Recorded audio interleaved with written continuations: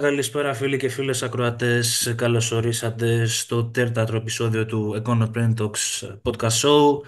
Έχουμε season finale σήμερα, είναι το τελευταίο επεισόδιο για την πρώτη σεζόν. Θα είμαστε ξανά μαζί σας από Σεπτέμβριο με νέα επεισόδια. Έχουμε την τιμή σήμερα να έχουμε σαν guest star το Φέσα Ανδρέα. Είναι επιχειρηματίας και επενδυτής. Καλησπέρα Ανδρέα. Χαιρετώ τον κόσμο που μας ακούει. Μιχάλη μου, έναν τεράστιο ευχαριστώ για την πρόσκληση και το ότι είμαι ο guest star του φινάλε του podcast του, φίλε, με τιμά ιδιαίτερα και σε ευχαριστώ. Και εγώ σε ευχαριστώ Ανδρέα μου. Πες μας λίγα λόγια για σένα, για όσον κόσμο δεν σε ξέρει.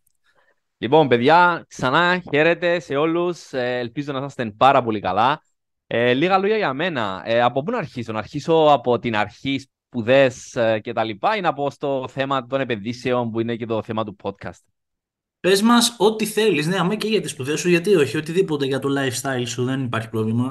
Να σου πω γιατί το λέω. Για το λόγο του ότι επενδύσεις και σπουδές ήταν δύο εντελώς διαφορετικά πράγματα. Μμμ. Και είναι, ξέρεις, κάποιες φορές όταν λέω την ιστορία μου λένε «Όντως ρε εσύ, πώς τα σύνδεσες αυτά?»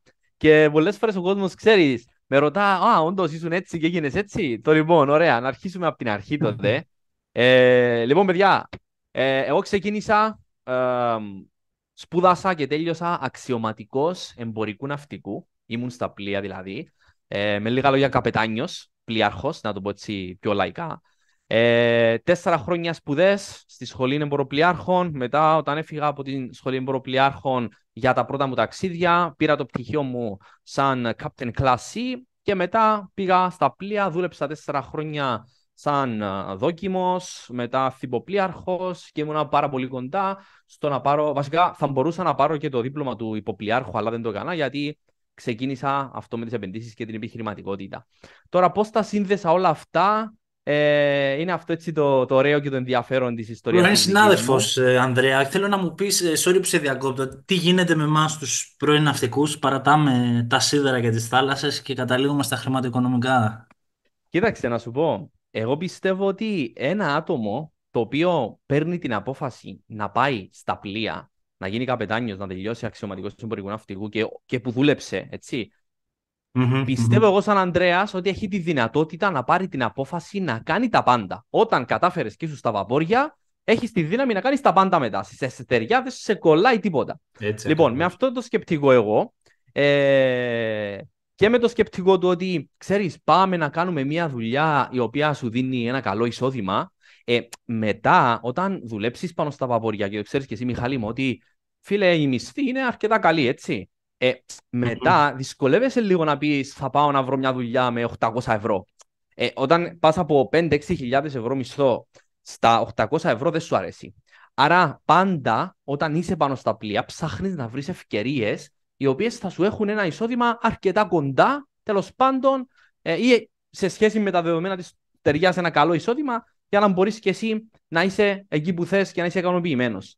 Το λοιπόν. Και γι' αυτό ξεκίνησα εγώ με τις επενδύσεις και την επιχειρηματικότητα. Βασικά, να πω κάτι πριν μπω σε αυτό το θέμα. Μμμ. Εγώ ξεκίνησα να ασχολούμαι με επενδύσεις και την επιχειρηματικότητα όταν ήμουν στο δεύτερο έτος στις σπουδές μου. Και πώς ξεκίνησα? Δεν ξέρω αν θυμάσαι ή ακόμα δεν ξέρω αν υπάρχει αυτό το trend που όλοι λένε θέλω να πάω σε LNG βαπόρια που μεταφέρουν υγραέριο γιατί δίνουν τους πιο ψηλούς μισθούς. Λοιπόν, Ακριβώς. και εγώ σαν νέος φοιτητής έψαχνα να βρω ποιο πλοίο, ποια εταιρεία δίνει τα πιο πολλά λεφτά. Και βλέπω ότι τα LNG πληρώνουν, ξέρω εγώ, 2 φορές παραπάνω από ό,τι πλήρωνε ένας που ήταν φορτηγό ή δεξάμενο πλοίο. Το λοιπόν, και λέω και εγώ, περίμενε ρε φίλε, γιατί αυτοί οι άνθρωποι δίνουν περισσότερα λεφτά? Μήπως το LNG πουλά περισσότερο? Μήπως γιατί αγοράζουν περισσότερα LNG πλοία? Και λέω και εγώ, δεν μπαίνω στο χρηματιστήριο να αγοράσω και εγώ LNG, natural gas. Λοιπόν, και ήταν η πρώτη μου επαφή με τις επενδύσεις. Με αυτό το σκεπτικό, λέω, αφού ρε, εσύ αγοράζουν όλοι οι πλειοκτήτες LNG, natural gas, φυσικό αέριο, να πάω να αγοράσω και εγώ. Και μπήκα στην πλατφόρμα, δεν ξέρω τώρα αν πρέπει να πούμε ονόματα, μπήκα σε μια πλατφόρμα, έκανα την πρώτη μου επένδυση σε φυσικό αέριο και θυμάμαι τότε η συγκεκριμένη πλατφόρμα, επειδή εγώ ήμουν εντελώς ασχέτως από επενδύσεις, μου έδινε $25 δώρο και καλά fast start bonus για να ξεκινήσεις. Μπαίνω, παίρνω αυτά τα 25 δολάρια, τα βάζω στο LNG και αυτό το 25 πήγε, έγινε 100, τα έπιασα πίσω, μετά βάλα άλλα δικά μου, 200, στο τέλος μετά από 6-7 μήνες αυτά τα λεφτά γίνανε 1.500 ευρώ από τα 25 δολάρια που ξεκίνησα. Λοιπόν, τι κάνω Μμμ. εγώ? Τραβώ τα 1.000, τα βάζω στην τράπεζά μου, safe, και λέω θα παίξω με τα 500. Και τι εννοώ θα παίξω?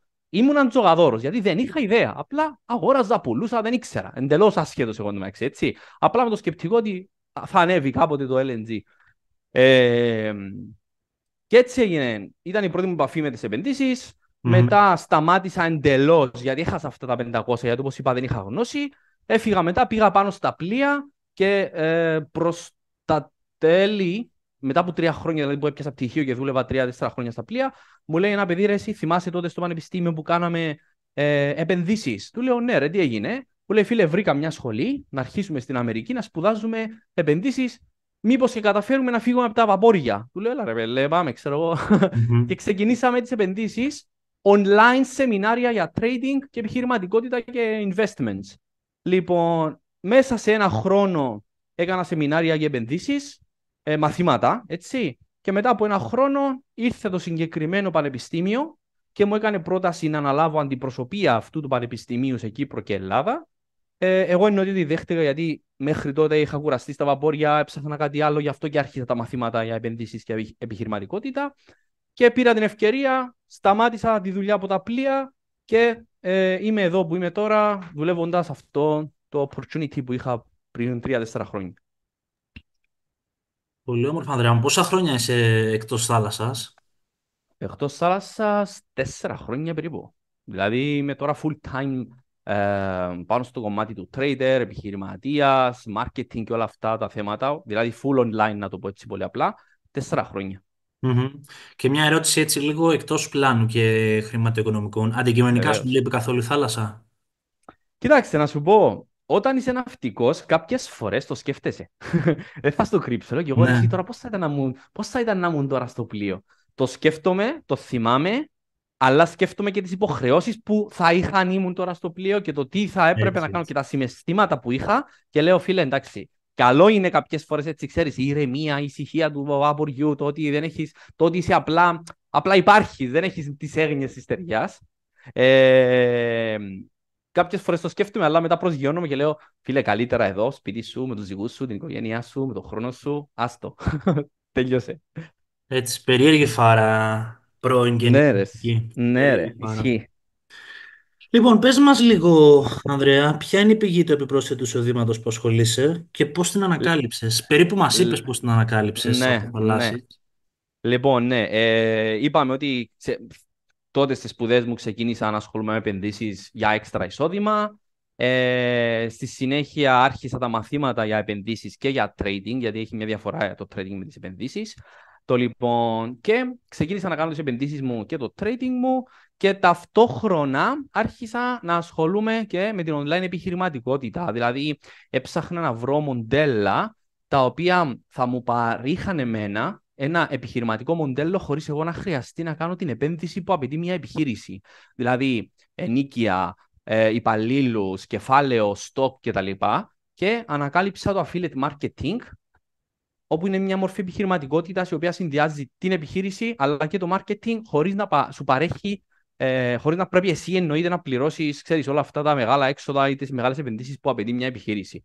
Άρα, απαντώντας στην ερώτηση σου, τώρα σε αυτήν τη φάση ασχολούμαι και με το κομμάτι των επενδύσεων full time, marketing και online business. Πολύ όμορφα, Ανδρέα. Θέλω να μου πεις ποιες είναι οι προκλήσεις που αντιμετώπισες εσύ στην προσπάθειά σου και ποιες είναι επίσης οι προκλήσεις που έχει να αντιμετωπίσει ένας trader που Mm, προσπαθεί να δημιουργήσει έξτρα εισόδημα. ναι. Λοιπόν, κοίταξε να δεις, είναι πάρα πολύ ωραία ερώτηση και σε αυτόν το σημείο ο κόσμος που μας ακούει θέλω να πιάνει σημειώσεις.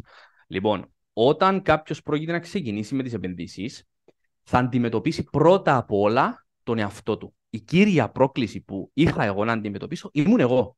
Δηλαδή, έπρεπε να πιάσω έναν άνθρωπο που είχε ένα εντελώς διαφορετικό τρόπο σκέψης για τα λεφτά και να τον βάλω μέσα σε ένα τρόπο σκέψης, να μάθει να ζει στα λεφτά και να μην είναι άπλιστος, να μην είναι εγωιστής, να μπορεί να ελέγξει τα λεφτά που έβγαλε χωρίς να τα χάσει, να μην πάρει το μυαλό του αέρα, δηλαδή, τώρα πατώ ένα κουμπί ρε, και βγάζω, ξέρω εγώ, 100 ευρώ. Ναι. Δηλαδή, εκεί που ήταν το μεροκάματο μου 8 ώρες δουλειά, τώρα το βγάζεις με ένα κλικ. Άρα, η κύρια, έτσι να το πούμε, δυσκολία που αντιμετωπίσα εγώ στην Μμμ. έναρξη όλου αυτού ήταν ο εαυτός μου. Δηλαδή, ήμουν άπλιστος, ήθελα να μπαίνω συνέχεια να κάνω επενδύσεις, έβγαζα κέρδη, ήθελα παραπάνω, έχανα λεφτά, θύμωνα να βγάλω τα χαμένα. Ξέρεις, και όλο αυτό εμένα μου έχανε λεφτά μέχρι να φτάσω σε ένα σημείο να πω, ξέρεις κάτι, πρέπει να σοβαρευτείς. Λοιπόν, αυτό ήταν το πρώτο κομμάτι. Το δεύτερο που αντιμετωπίσα και ήταν έτσι αρκετά δύσκολο ήταν το οικονομικό. Δηλαδή, πολλοί θέλουν να κάνουν επενδύσεις, αλλά δεν έχουν κεφάλαιο για να επενδύσουν. Και αυτό πρέπει να το τονίσουμε, γιατί ένας κύριος λόγος που πολλοί χάνουν λεφτά και τους πειράζει είναι γιατί επενδύουν λεφτά τα οποία δεν είναι έτοιμοι να χάσουν. Καταλάβεις τι θέλω να πω. Μμμ. Άρα, εγώ όταν ξεκίνησα και είχα για παράδειγμα, είπα θα αφήσω στην άκρη ξέρω, 500 ευρώ για να επενδύσω, σαν εντελώς αρχάριος επενδυτής, όταν τα έχασα, λέω: ρε, τι έγινε τώρα, ξέρω, έχασα όλα μου τα λεφτά. Ενώ στην ουσία έχει ένα κεφάλαιο, πρέπει να ξέρει ακριβώ πώ να χειριστεί ένα κεφάλαιο. Δεν είναι τζόγο οι επενδύσει, δεν είναι τούτο που λέμε ότι go all in, έχει ένα κεφάλαιο και το βάζει όλο. Όχι. Πρέπει να ξέρει να κάνει διαχείριση του κεφαλαίου σου. Άρα αυτά τα δύο ήταν αυτά που με δυσκόλεψαν πάρα πολύ στο να ξεκινήσω, γιατί εννοείται δεν είχα γνώση και το μεγαλύτερο ποσοστό αποτυχία μου οφείλεται πρώτα απ' όλα στον εαυτό μου, δηλαδή σε μένα, αυτό που είπα στην αρχή. Πάρα πολύ ωραία τοποθέτηση, Ανδρέα. Ποιες είναι οι σημαντικότερες συμβουλές που θα έδινε σε κάποιον που ενδιαφέρεται να αρχίσει να κερδίζει Μμμ. επιπρόσθετο εισόδημα? Λοιπόν, πρώτα απ' όλα, είναι πολύ σημαντικό να ξέρει τι θέλει να κάνει και γιατί θέλει επιπρόσθετο εισόδημα. Ο περισσότερος κόσμος που ψάχνει να ασχοληθεί με επιπρόσθετο εισόδημα δεν ξέρει γιατί θέλει να ξεκινήσει και να έχει ένα επιπρόσθετο εισόδημα. Όλοι λένε, ξέρεις, θέλω να βγάλω λεφτά, να έχω έτσι. Είναι σαν το Joker, παιδιά. Τι θέλω να πω με αυτό. Μμμ. Αν έρθει κάποιο αύριο και σου πει, έλα, πήρε 1 εκατομμύριο, αν δεν είσαι έτοιμο να δεχτεί το 1 εκατομμύριο και να το χειριστεί σωστά, στατιστικές έρευνες έδειξαν ότι όλοι αυτοί που κέρδισαν, ξέρεις, σε εξωτερικό Αμερικές και όλα αυτά τα Joker και όλα αυτά, μέσα σε όχι εξάμηνο, συγγνώμη, μέσα σε μια πενταετία έφτασαν πάλι στην ίδια οικονομική κατάσταση που ήταν.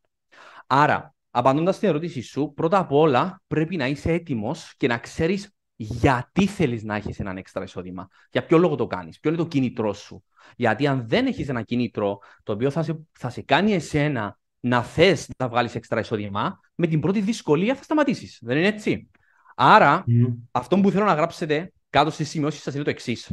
Γιατί θέλω να έχω έναν έξτρα εισόδημα, τι με παρακινεί, θέλω να βοηθήσω την οικογένειά μου, θέλω να έχω έναν καλύτερο τρόπο ζωής για τα παιδιά μου, θέλω να πραγματοποιήσω τα όνειρά μου. Δεν θέλω να είμαι στην άσχημη κατάσταση την οικονομική που είμαι γιατί με πονά, γιατί δεν μου αρέσει να ζω έτσι. Άρα, όταν γράψεις το γιατί σου, πρέπει εσύ να μπει μέσα στο σκεπτικό του ανθρώπου που θες να γίνεις. Όταν το κάνεις αυτό, εσύ έχεις κάνει το πρώτο βήμα για να θες να ξεκινήσεις να ασχολείσαι με το έξτρα εισόδημα. Το δεύτερο που πρέπει κάποιος να ξέρει είναι να ανακαλύψει με ποιον τρόπο θέλει να έχει ένα έξτρα εισόδημα. Γιατί υπάρχουν πάρα πολλοί τρόποι, παιδιά, μέσα στο διαδίκτυο. Είχαμε κάνει τις προάλλες μια παρουσίαση η οποία έδειχνα πάνω από 10 τρόπους για τους οποίους μπορεί κάποιος να έχει έξτρα εισόδημα. Υπάρχουν οι επενδύσεις. Εγώ θα μιλήσουμε για το θέμα μας τώρα, μιας και αυτό ήταν το topic. Υπάρχουν οι επενδύσεις και το trading. Ένας πολύ καλός τρόπος που μπορεί κάποιος να έχει έξτρα εισόδημα, γιατί δεν απαιτεί τόσο πολύ χρόνο όσο να απαιτούν τα άλλα έξτρα εισοδήματα. Μμμ. Δηλαδή, δουλεύεις, είσαι υπάλληλος, έχεις τη δουλειά σου, χρειάζεσαι ίντερνετ, 1-2 ώρες την ημέρα να εκπαιδευτείς και να μάθεις τι πρέπει να κάνεις, και με αυτόν τον τρόπο μπορείς να μάθεις μια δεξιότητα η οποία θα σε κάνει το αφεντικό του εαυτού σου, και υπάρχουν και εταιρείες πλέον στις μέρες μας, γιατί όπως προανάφερα, το θέμα που έχουν πολλοί είναι τα οικονομικά, δηλαδή δεν έχουν λεφτά να επενδύσουν. Άρα, εάν εσύ θες να επενδύσεις, υπάρχουν επενδυτικές εταιρείες που ονομάζονται prop firms, οι οποίες σου δίνουν επενδυτικά κεφάλαια να επενδύσεις. Άρα, σκεφτείτε ότι απλά, παιδιά, κάτσετε, μάθετε trading και υπάρχουν άλλοι να σας δώσουν λεφτά. Και κάτι επίσης πολύ σημαντικό είναι η γνώση. Παιδιά, γνώση. Δηλαδή, χθες συζητούσαμε με έναν παιδί, μου λέει: Αντρέα, ξέρεις, θέλω να βγάλω λεφτά, θέλω να κάνω το ένα, θέλω να κάνω το άλλο. Του λέω: Ξέρεις, δεν θα πω όνομα, του λέω: Τάδε, κάνουμε σεμινάρια, μπορείς να μπεις να δεις τα μαθήματα που έχουμε, να πάρεις μια εικόνα. Μου λέει: Άστα αυτά, τα βρίσκω και στο YouTube. Είμαι κάπως, εντάξει, οκ, δεν είναι λάθος αυτό που λες, αλλά δεν είναι complete. Είναι σαν να μου λέει κάποιο ότι ξέρει, θέλω να πάω να γίνω γιατρό, αλλά δεν θα πάω να σπουδάσω. Θα μπω στο YouTube να γράψω how to become a professional doctor και περιμένει τώρα από το YouTube να σε κάνει χειρούργο. Δεν δουλεύει έτσι. Θε γνώση, θε κοινότητα, θε ανθρώπου να έχει δίπλα σου. Είναι πάρα πολύ σημαντικό όλο αυτό. Άρα, νούμερο 3 είναι η γνώση και οι δεξιότητε που πρέπει να έχετε. Χρόνος, παιδιά, πρέπει να αποφασίσετε ότι θέλετε να βρείτε χρόνο, γιατί πολλοί μου λένε «Αντρέα, θέλω να βγάλω χρήμα, αλλά δεν έχω χρόνο, ρε εσύ».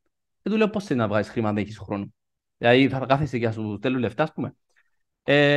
Αυτά είναι τα 4 κυριότερα που πρέπει κάποιος σαν συμβουλές, αν τον ενδιαφέρει να αρχίσει να έχει ένα επιπρόσθετο εισόδημα, να τα βάλει κάτω, να τα εφαρμόσει για να μπορεί να πετύχει ο στόχο του. Συμφωνώ απόλυτα, Ανδρέα, μαζί σου. Κίνδυνοι. Κίνδυνοι και Μμμ, πώς τους αξιολογούμε σε αυτές τις περιπτώσεις. μμμ. Παιδιά, κίνδυνοι υπάρχουν πάρα πολλοί. Ειδικά στις μέρες μας, Μιχάλη μου. Φίλε, να σου πω κάτι. Πραγματικά κάθε εβδομάδα με παίρνουν τηλέφωνο. Αντρέα, με σκαμάρανε, μου κλέψανε λεφτά. Αντρέα, μου έστειλε κάποιο link, πάτησα πάνω και τώρα δεν έχω λεφτά στο κρυπτός που είχα βάλει και επενδύσει. Αντρέα, μου είπε κάποιο να του στείλω 200 ευρώ, θα μου τα κάνει 2.000 σε μια εβδομάδα και τώρα δεν ξέρω, δεν μου απαντά. Παιδιά, υπάρχουν πάρα πολλοί κίνδυνοι έξω, ειδικά στις μέρες μας που μέσα στα social media γίνεται έτσι γίνεται ένα show, να το πω έτσι, γίνεται μια παράσταση από το εύκολο και γρήγορο χρήμα που ο κόσμος, παιδιά, εσείς που ακούτε αυτό το podcast, δηλαδή τα άτομα τα οποία ξυπνούν το πρωί, να πάνε στη δουλειά τους, να βγάλουν το μεροκάματα τους, να βγάλουν ένα εισόδημα το οποίο είναι να στηρίξουν την οικογένειά τους, έρχεται ο κόσμος, εντάξει, να θέλει να πετύχει και άλλα πράγματα και μέσα στα social media σου λένε, ξέρεις, εύκολο χρήμα, ο κόσμος παρασύρεται γιατί βλέπει πόσο δύσκολο είναι εν τέλει να βγάλεις χρήμα με τη δουλειά του και παρασύρεται και ο κόσμος αυτός δίνει λεφτά σε ανθρώπους που είναι κλέφτες και το λέω έτσι γιατί έτσι είναι. Γι' αυτό ένας από τους κυριότερους κινδύνους που πρέπει να προσέχετε είναι να μην εμπιστεύεστε. Δηλαδή, κάτι που κάνω εγώ, κάτι που κάνει και ο Μιχάλης, θα σου στείλουμε ένα μήνυμα. Πάρε το κινητό μου, πάρε το τηλέφωνο μου, μίλα μου, χτύπα μου, πιάσme ένα τηλέφωνο, να με γνωρίσεις, να με ακούσεις. Δηλαδή, δες ποιος είναι ο άλλος. Μην παρασύρεστε, μην δίνετε λεφτά έτσι, χωρίς να ξέρετε. Δεύτερος μεγάλος κίνδυνος που υπάρχει πλέον στις μέρες μας είναι αυτό που είχα αναφέρει και στην αρχή, ότι ο κόσμος, λόγω της ανάγκης του να βγάλει λεφτά, ένας από τους κυριότερους κινδύνους, ειδικά στις επενδύσεις, είναι η λανθασμένη διαχείριση κεφαλαίου ή, να το πω πολύ απλά, η καθόλου διαχείριση χωρίς να υπάρχει γνώση για το θέμα των επενδύσεων. Δηλαδή, πας εσύ, σου λέει ένας φίλος σου, ένας γνωστός σου, πήγαινε ρε εσύ, ξέρω εγώ, επένδυσε σε αυτό, πήγαινε αγόρασε αυτό. Όπως έγινε, ξέρω εγώ, πριν κάποια χρόνια με το χρηματιστήριο, που όλοι κατηγορούσαν το χρηματιστήριο ότι τους κλέψανε, ότι δεν δουλεύουν οι επενδύσεις, ότι όλα είναι scam και όλες αυτές τις βλακίες, ξέρω εγώ, που λένε πολλοί. Παιδιά, εσείς φταίτε, και συγγνώμη που το λέω έτσι, εσείς φταίτε για τους κινδύνους που δημιουργείτε στην τσέπη σας. Γιατί δεν κάθεστε να μορφωθείτε. Είναι σαν να μου λέει κάποιο τώρα, πήγα ρε Άντρε, αγόρασα ξέρω εγώ ένα νέο Mercedes που πιάνει 300 χιλιόμετρα, αλλά δεν έχω άδεια αυτοκίνητο. Εσύ δεν ξέρω να οδηγώ. Καλά, τι κάνεις, ας πούμε, πού θα πας, θα πας σκοτωθείς. Άρα το ίδιο είναι και τα οικονομικά. Κίνδυνοι υπάρχουν. Απλά ένα quote που σίγουρα το έχετε ακούσει είναι όσο αυξάνεται η γνώση, μειώνεται το ρίσκο του κινδύνου.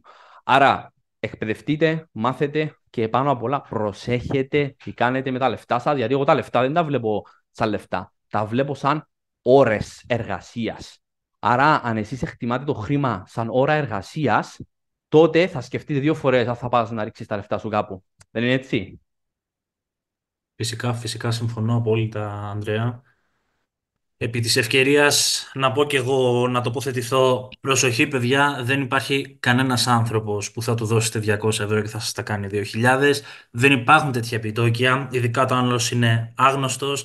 Χίλιες φορές αυτά τα 200, 300, 400 ευρώ να πάτε να τα φάτε σε μπουζούκια.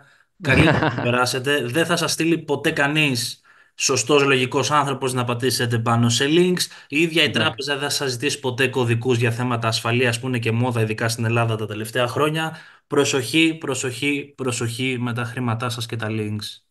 Και κανένας μακρινός θείος από την Αμεφρική δεν θα σου στείλει 1 εκατομμύριο μέσω του email σου, ξέρεις. Έτσι, έτσι, ακριβώς, Αυτό ακριβώς. που είναι της μόδας τώρα, έχεις κερδίσει, έχεις κληρονομήσει 1 εκατομμύριο, ξέρω εγώ.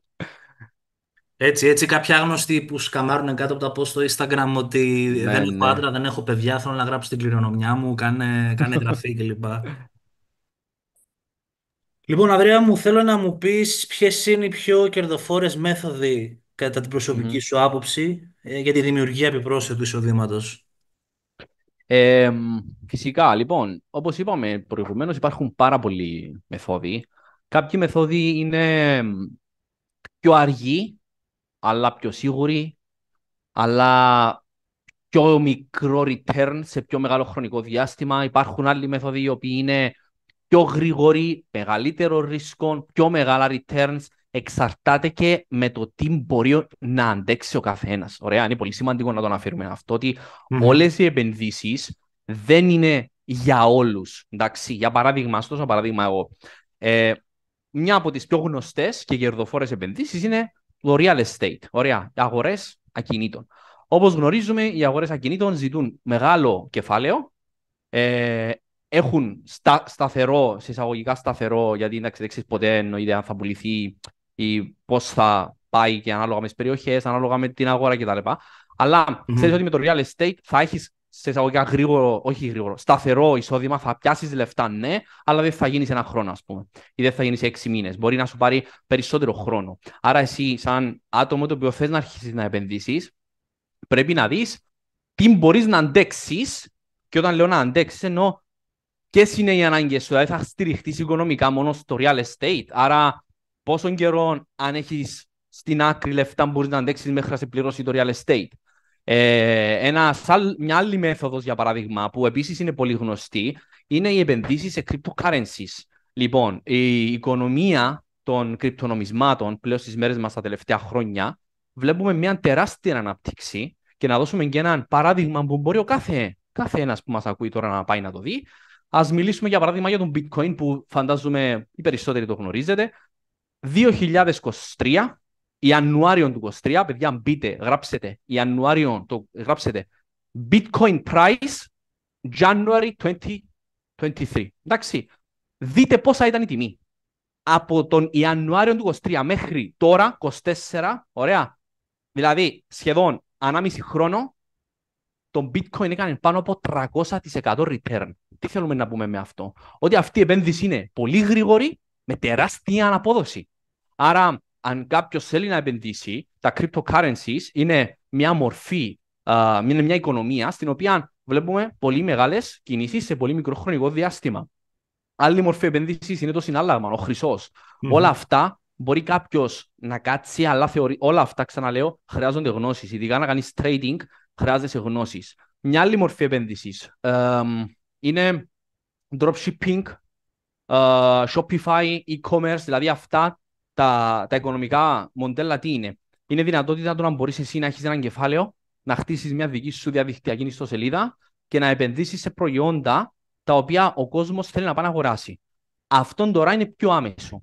Και εξαρτάται το τι return θα έχεις από το τι θα πουλάς και σε τι κόσμο θα πουλάς. Άρα πάλι χρειάζεται έρευνα και με αυτή τη μέθοδο επενδύσεων φτιάχνει αυτό που λέμε ένα διαδικτυακό κατάστημα. Μια άλλη μορφή επένδυσης που είναι πιο μικρό ρίσκο, αλλά έχει ψηλό return και δεν απαιτεί δεν θέλει τόσο πολύ χρόνο, είναι για παράδειγμα το affiliate marketing που έλεγα στην αρχή.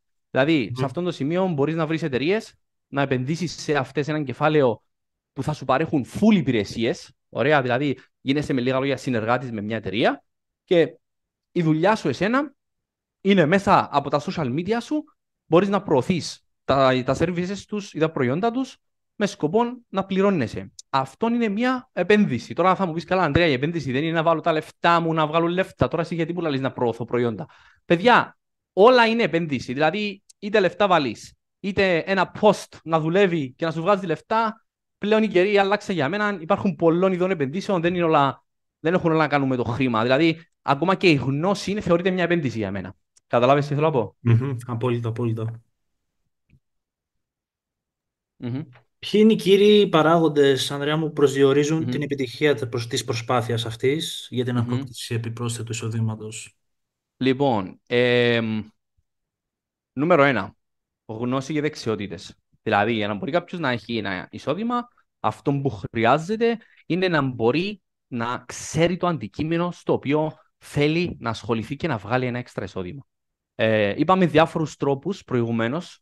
Κάποιος μπορεί να ξανακούσει αυτά που είπαμε και να γράψει κάτω και να πάει να κάνει μια έρευνα. Για παράδειγμα, τι δεξιότητες χρειάζομαι για να γίνω trader, επενδυτής, affiliate marketer, για να κάνω dropshipping, έτσι ώστε να δει τι είναι αυτό που ζητάει η αγορά και να έρθει μετά το άτομο να πει ωραία, εδώ είμαστε, αυτά θα μάθω για να μπορώ να βγάλω λεφτά.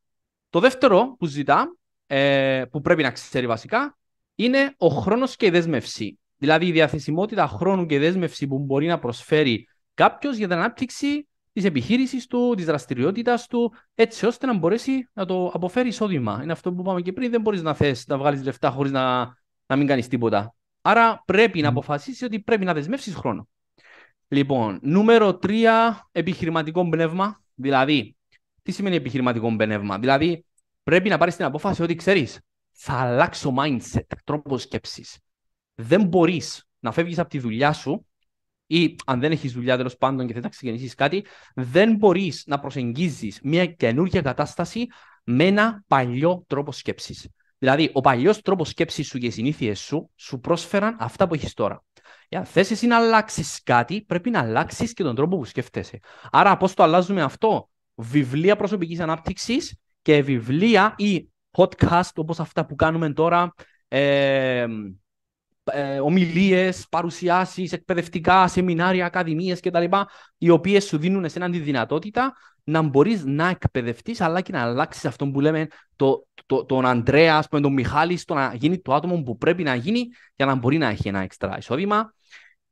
Τέταρτον, επαφές, δίκτυο, παιδιά. Πρέπει να βρείτε τους κατάλληλους ανθρώπους. Είναι το πιο δύσκολο, νομίζω, πιο δύσκολος κλάδος.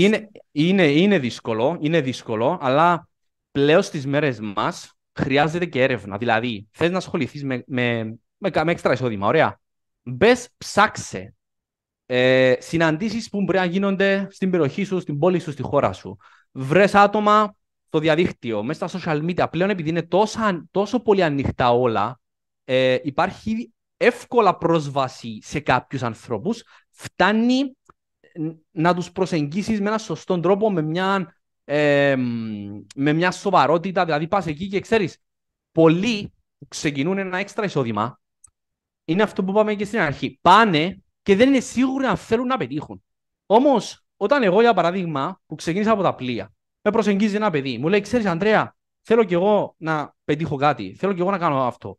Εγώ, όταν συνεργάζομαι με ανθρώπους, βλέπω την προθυμία τους. Δηλαδή, του λέω κάποια πράγματα, τα κάνει, δεν τα κάνει. Δηλαδή, αυτός είναι σοβαρός, δεν είναι σοβαρός. Όταν λες σε κάποιον κάτι και δεν το κάνει, δεν ασχολείται, προφανώς θα φτάσει μέχρι ένα σημείο, αλλά επειδή ο ίδιος δεν θέλει να προχωρήσει, δεν θέλει να αναπτυχθεί. Άρα το δίκτυο είναι πάρα πολύ σημαντικό και όταν οι καλύτεροι από εσένα δουν ότι όντως ψάχνεσαι, το τρέχεις, δουλεύεις, προσπαθείς, θα σε βάλουν μέσα στον κύκλο τους.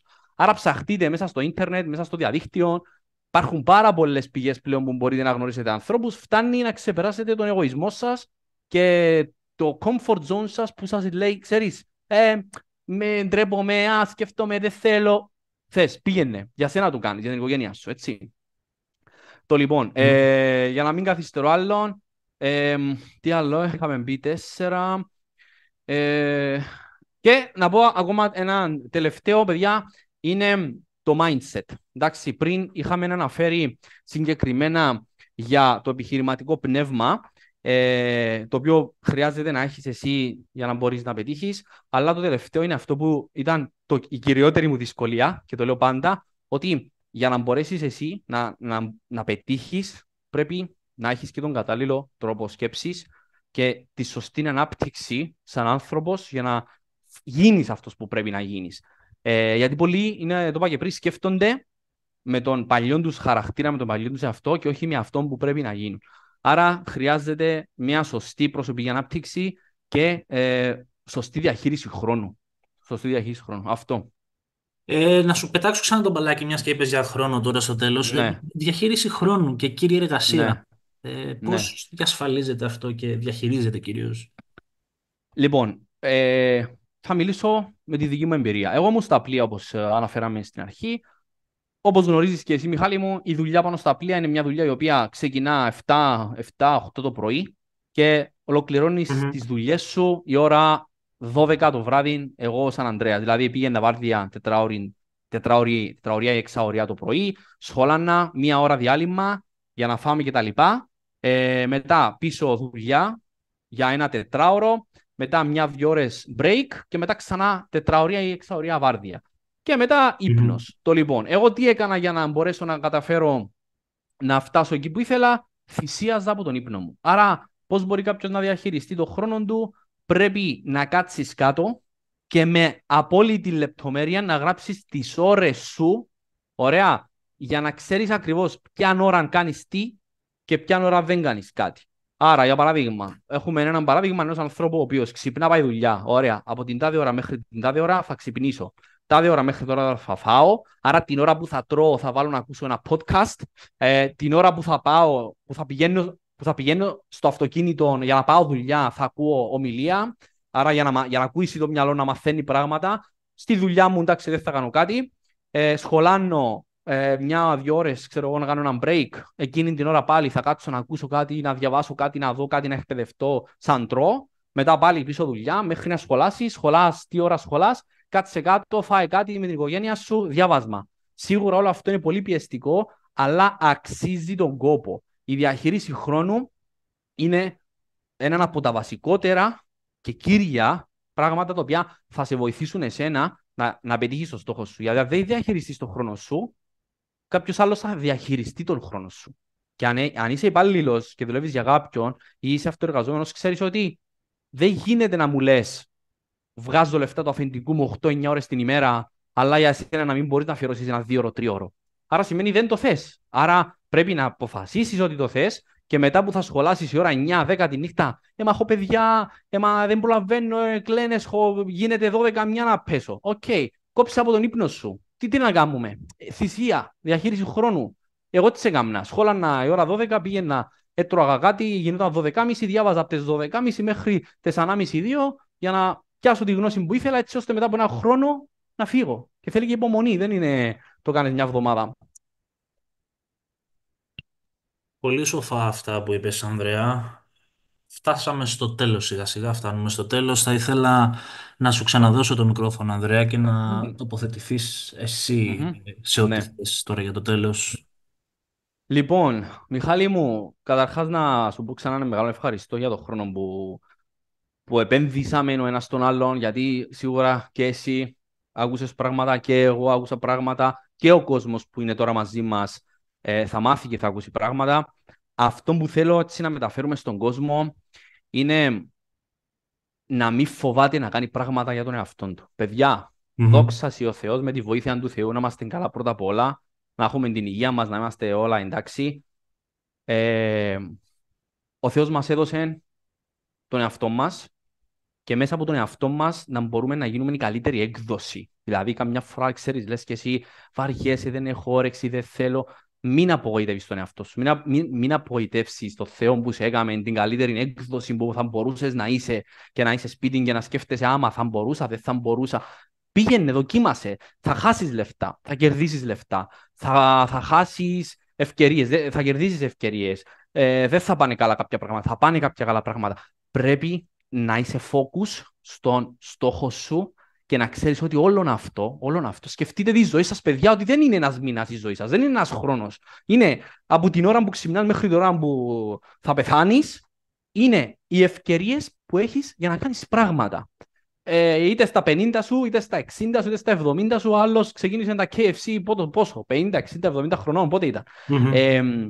Άρα, παιδιά, εκμεταλλευτείτε το πόσο ο κόσμος βγάζει λεφτά στις μέρες μας. Δηλαδή, βλέπετε, είναι κάποιες φορές και εγώ ένα πράγμα που με παρακινεί να δουλέψω είναι ότι βλέπω YouTubers, βλέπω TikTokers, βλέπω άτομα, traders, investors και λέω ρε φίλε, μα αυτοί οι άνθρωποι όντως βγάζουν λεφτά και είναι στο σπίτι τους, στην καρέκλα τους, να κάθονται, να πατάνε κουμπιά, να κάνουν αυτό που αγαπούν και τους αρέσει και κάποιος άλλος, εγώ τότε, να είμαι στα βαπόρια, στα πλοία, μέσα στις θάλασσες, μακριά από όλους, να μην έχω ζωή και να λέω ότι βγάζω έναν καλό μισθό. Και σκεφτείτε οι άνθρωποι οι οποίοι δεν βγάζουν καν καλό μισθό και κάνουν την ίδια δουλειά για 5, 10, 20, 15, 30, 40, 50 χρόνια. Δηλαδή, αγαπήστε τον εαυτό σας. Αγαπήστε τον εαυτό σας σε τέτοιο βαθμό που να θέλετε μόνο το καλύτερο από τον εαυτό σας, αλλά ταυτόχρονα να δουλεύετε για το καλύτερο για τον εαυτό σας. Σταματήστε να κάνετε χαρούμενο μόνο το αφεντικό σας ή σταματήστε να φοβάστε και προσπαθήστε να πέσετε κάτω, να σηκωστείτε, να ξαναπέσετε, να ξανασηκωστείτε, γιατί έτσι είναι η ζωή, παιδιά. Έτσι είναι η ζωή, είναι ένας αγώνας. Και ακόμα και έναν έξτρα εισόδημα να πάρεις, πάλι θα έχεις άλλα challenges. Πάλι θα έχεις άλλες δυσκολίες. Δεν είναι η ζωή, αυτό είναι το όριο της ζωής. Ότι για να τη ζήσεις πρέπει να την κυνηγήσεις. Πολύ σοφά αυτά που είπες, Ανδρέα. Το θετικό της θάλασσας είναι ότι μας έκανε σοφότερους σε κάποια πράγματα και να μην φοβόμαστε τόσο όπως προείπες στην αρχή. Φίλες και φίλοι ακροατές, φτάσαμε στο φινάλε της πρώτης μας σεζόν. Θα είμαστε κοντά σας ξανά από αρχές Σεπτεμβρίου με νέα podcast show επεισόδια. Ωστόσο θα συνεχίσουμε κάθε Παρασκευή να ανεβάζουμε αυτά τα short videos. Μέχρι τότε σας εύχομαι από καρδίας καλό καλοκαίρι, να περάσετε όμορφα, να χαλαρώσετε και εμείς εδώ είμαστε για οποιαδήποτε απορία ή τοποθέτηση. Εννοείται μπορείτε να στείλετε μήνυμα προσωπικά στον Ανδρέα που είχαμε σήμερα σαν guest star. Κάτω από το βίντεο και το podcast θα έχω link με το Instagram του και το Facebook του. Ανδρέα μου, να σε ξαναευχαριστήσω και να σου ευχηθώ ό,τι καλύτερο για το μέλλον. Ευχαριστώ πάρα πολύ, Μιχάλη μου. Παιδιά, όλος ο κόσμος που μας ακούει, να έχετε ένα πανέμορφο καλοκαίρι και εσύ, Μιχάλη μου, να περάσεις τέλεια. Ο Θεός μαζί μας, ξανά ευχαριστώ για την πρόσκληση. Ό,τι θέλετε, παιδιά, είμαι ανοιχτός εδώ να συζητήσουμε, να μου στείλετε, να τα πούμε και θα χαρώ πολύ και εγώ να βοηθήσω με τη σειρά μου, γιατί και εγώ είμαι ένας απλός άνθρωπος σαν όλους εσάς. Απλά μπορούμε να συζητήσουμε για ό,τι θέλετε.